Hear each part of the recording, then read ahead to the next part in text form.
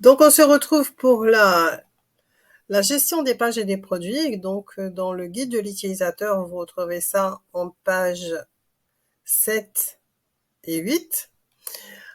Donc page 7 et 8 ici. Donc ici, on retrouve donc sur le menu, nous avons en dessous de WooCommerce produits. Donc un petit menu s'affiche. Tous les produits, ajouter un produit, les catégories de produits, les étiquettes de produits, ainsi que les attributs. Donc, on clique sur tous les produits pour voir la liste des produits qui s'affiche. Donc là, par exemple, nous avons une table basse, un chevet, un hamac, un lit. Et quand vous passez la souris ici sur le nom du produit ou la photo du produit, vous avez un petit menu qui s'affiche, modifier, modification rapide. On peut mettre le produit à la corbeille, ou l'afficher, ou le dupliquer.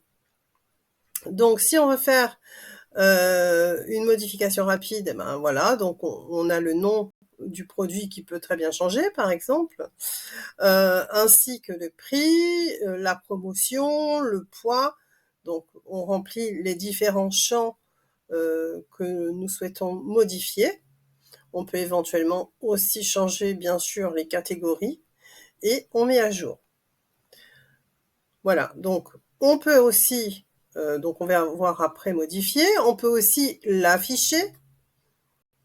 Donc ici, on va voir l'affichage du produit, c'est qu'on appelle la fiche du produit, fiche produit. Ici, donc, on voit bien accueil, table basse, la description du produit telle qu'on l'a mise dans la fiche, les informations complémentaires, les avis, la catégorie. Donc tout est en ordre. Voilà, à ce sujet, on peut vérifier donc l'affichage du produit, s'il est conforme à ce que l'on recherche. Et si l'on souhaite supprimer un produit, il suffit tout simplement de cliquer sur la corbeille. Donc, on peut éventuellement annuler aussi, si par exemple on a fait une erreur, on peut tout simplement rétablir le produit que l'on a mis dans la corbeille. Donc, on revient à tous les produits. Alors, si on veut faire des actions communes, imaginons que nous ayons par exemple plusieurs produits que nous souhaitons modifier. Donc, on va cocher la petite case ici. Dans Actions groupées, vous avez un petit menu qui va se dérouler.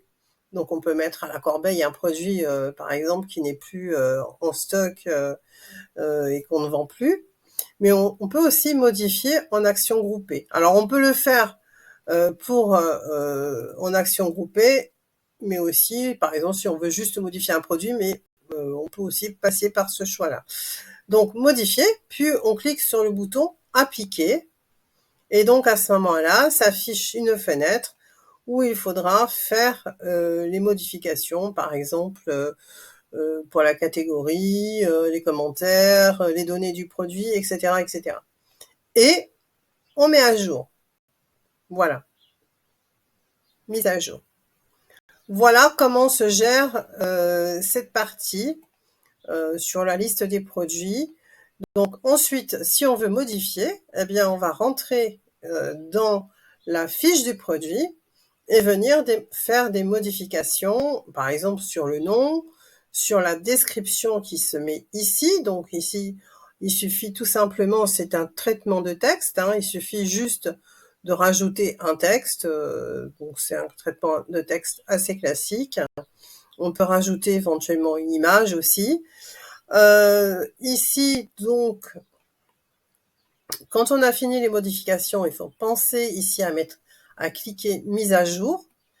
Là, on peut changer la catégorie du produit ou rajouter une catégorie, il suffit de cliquer ici. Donc, on va le voir dans la création d'une fiche produit. On peut aussi modifier l'étiquette du produit. On peut changer l'image du produit, retirer l'image et la modifier, faire une galerie de produits. Donc voilà, une fois qu'on a fait toutes ces modifications, surtout, on n'oublie pas de faire mise à jour. On verra plus en détail dans la création d'une fiche, puisque de toute façon, ça reprend un petit peu le thème que je suis en train de vous expliquer. Voilà!